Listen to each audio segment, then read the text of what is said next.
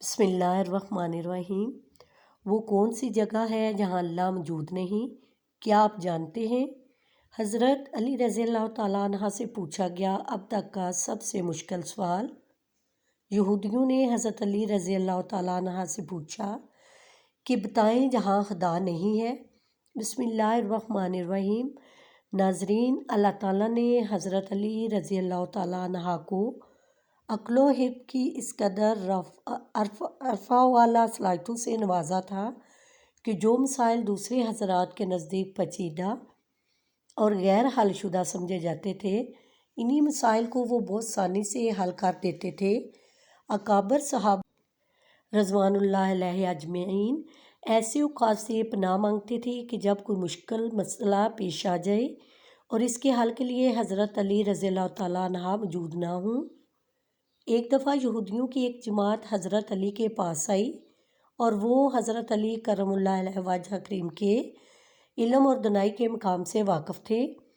وہ نادان یہ سوچ کر آئے تھے کہ اگر کسی طریقے سے وہ حضرت علی رضی اللہ تعالیٰ عنہ کو علمی بنیاد پر شکست دے دیں تو اس سے مسلمانوں کو شرمندگی ہوگی اور ہر طرف ہمارا ڈنکا بجنے لگے گا۔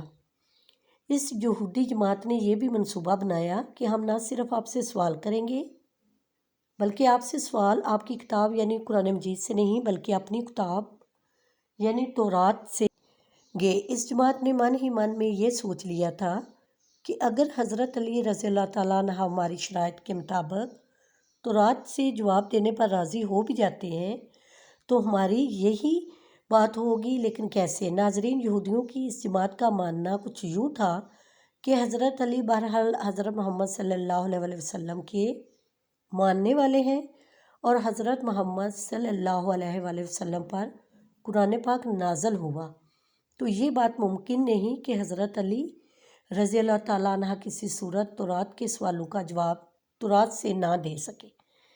ناظرین، یہودیوں کی اس جماعت کا سربراہ جس کا نام راس الجلود تھا، اس کی زیر قیادت یہ جماعت حضرت علی کے پاس آئی۔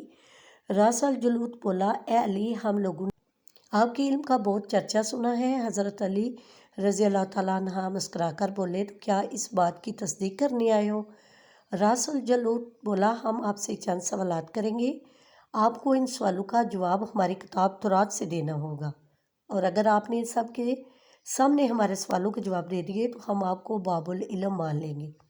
حضرت علی رضی اللہ تعالیٰ عنہ نے مسکرا کر جواب دیا، میں فی الحال اس بات سے بالکل غافل ہوں کہ تم کیا سوالات کرو گے اور تم کیا سوچ کر آئے ہو۔ اگر میں تمام سوالوں کے جواب دینے میں کامیاب ہو گیا تو کیا تم لوگ دین اسلام قبول کرو گے؟ یہودی اس بات پر آمادہ ہو گئے کہ اگر ان کے تمام سوالوں کے جواب انہیں تورات سے مل گئے تو وہ یہودی مذہب چھوڑ کر اسلام قبول کر لیں گے، اور اس بات کی دلیل ہوگی کہ جن سے آپ نے علم سیکھا ہے وہ یقیناً اللہ کی طرف یہ سچے نبی ہیں۔ ناظرین، اب تمام معاملات طے پا چکے تھے اور سارا مجمع خاموش ہو کر بیٹھ چکا تھا۔ سوالوں کا سلسلہ شروع ہوا۔ یہودی عالم راس الجلود نے مجمع کی جانب دیکھا اور علم کے تکبر سے بھرپور لہجے میں سوال کیا کہ اے علی، یہ بتائیے وہ کون سی چیز ہے جو خدا کے لیے نہیں ہے؟ یہودی یہ جانتے تھے کہ مسلمانوں کی کتاب میں درج ہے کہ ہر چیز اللہ کے لیے ہے، اور اس بات کا جواب حضرت علی کے لیے دینا ناممکن ہوگا۔ مجمع میں بیٹھے تمام افراد سوچ میں ڈوب گئے کہ کائنات میں کون سی ایسی چیز ہے جو اللہ کے لیے نہ ہو۔ تب حضرت علی رضی اللہ عنہ نے بغیر کسی تکفف کے فرمایا کہ تم جاننا چاہتے ہو کہ وہ کون سی چیز ہے جو اللہ کے لیے نہیں ہے؟ تو اس کا جواب شرک ہے۔ اللہ ہر قسم کی شرک سے پاک ہے۔ تمام مجمع جو بیٹھا سن رہا تھا بے ساختہ واہ واہ کہہ اٹھا۔ ناظرین، اب راس الجلود نے دوسرا سوال کیا کہ علی، یہ بتائیے وہ کون سی جگہ ہے جہاں اللہ موجود نہیں؟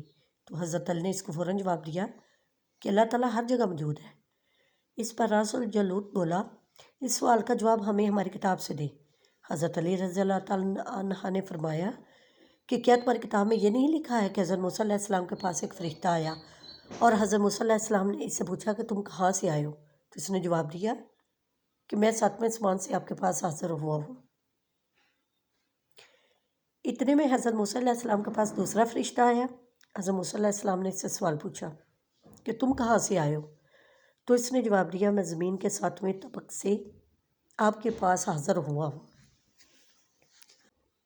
حضرت موسیٰ علیہ السلام نے پہلے فرشتے سے پوچھا 7ویں آسمان میں تمہارے قریب کون تھا؟ تو فرشتے نے جواب دیا میرے قریب میرا رب تھا۔ حضرت موسیٰ علیہ السلام نے زمین سے آنے والے دوسرے فرشتے سے پوچھا تمہارے قریب کون تھا؟ تو اس نے جواب دیا کہ میرے قریب میرا رب تھا۔ اس سے یہ معلوم ہوا کہ بلندیوں کی انتہا ہو یا گہرائیوں کی انتہا،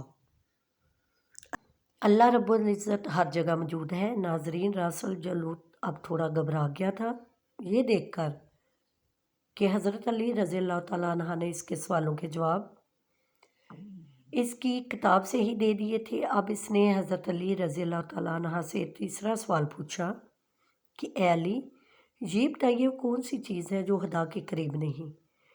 تو حضرت علی نے فرمایا کہ ظلم ایک ایسی چیز ہے جو میرے رب کے قریب نہیں ہے۔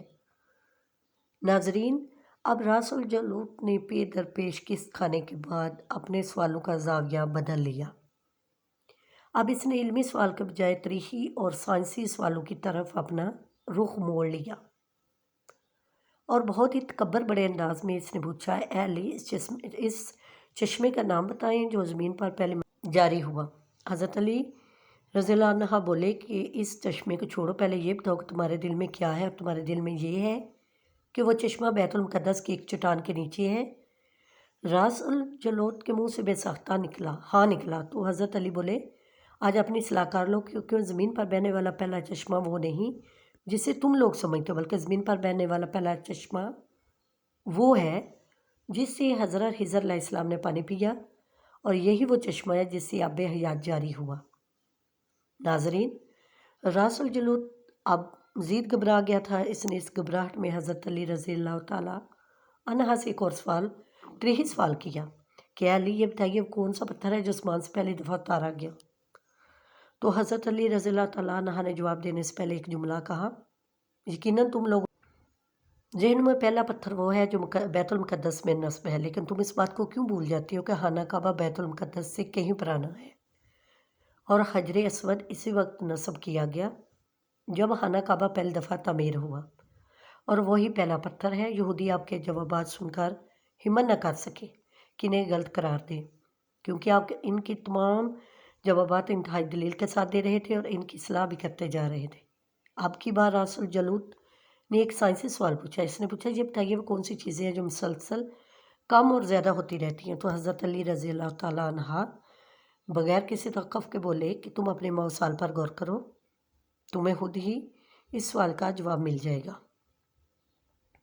راس الجلوت نے پوچھا وہ کیسے؟ آپ نے فرمایا کوئی دن اگلے دن کے برابر نہیں ہوتا، اسی طرح گزشتہ اگلی رات کے برابر نہیں ہوتی، یہی وہ دو چیزیں ہیں جو مسلسل کم اور زیادہ ہوتی رہتی ہیں۔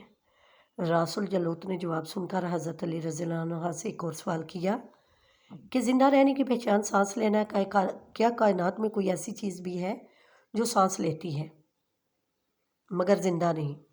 حضرت علی رضی اللہ تعالیٰ عنہ نے فرمایا صبح جب نکلتی ہے تو سانس لیتی ہے، حالانکہ صبح کے پاس نہ روح ہے نہ جان۔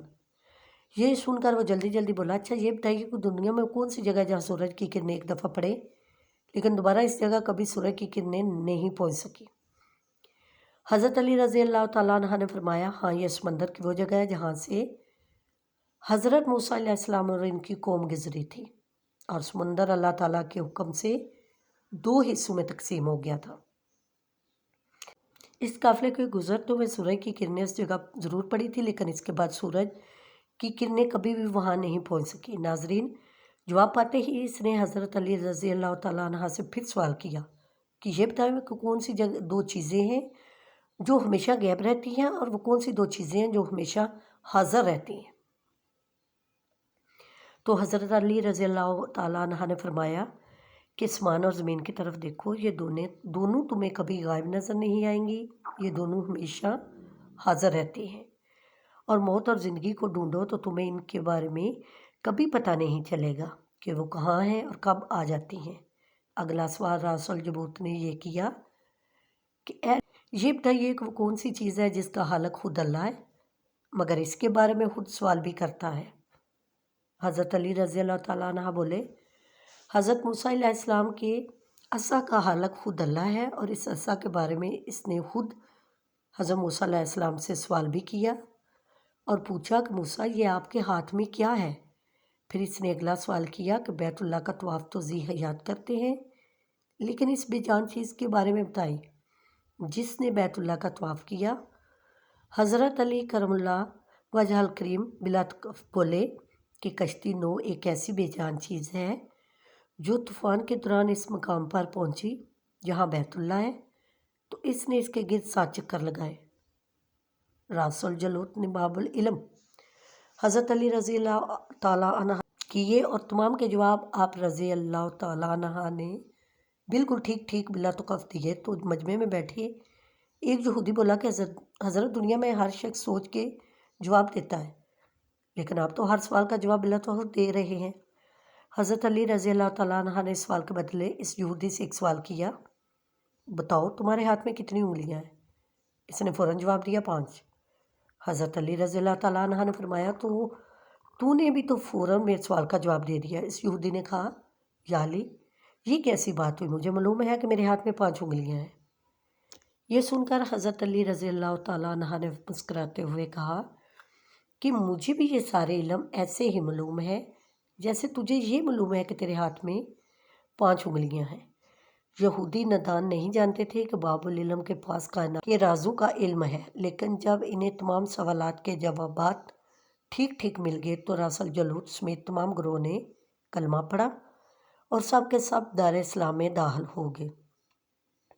ایک دفعہ ایک شخص نے وصیت کی کہ اس کے 17 اونٹ اس کی 3 بیٹوں میں اس طرح تقسیم کیے جائیں کہ میرے بڑے بیٹوں کو کل تعداد سے آدھے اونٹ میں، درمیانے کو کل اونٹ کا تیسرا حصہ، جبکہ سب سے چھوٹے بیٹے کو کل تعداد کا 9واں حصہ ملے۔ اس شخص کے فوت ہو جانے کے بعد شہر بھر کے صاحبان دانش بیٹھ کر سوچتے رہے کہ وصیت کے مطابق اونٹوں کی تقسیم کیسے کی جائے۔ بہت سوچ بچار کے بعد بلاخر انہوں نے حضرت علی رضی اللہ تعالیٰ عنہ کے پاس جانے کا فیصلہ کیا۔ مسئلہ حضرت علی کے پاس پہنچا تو آپ نے فرمایا میں یہ تقسیم کر دوں گا۔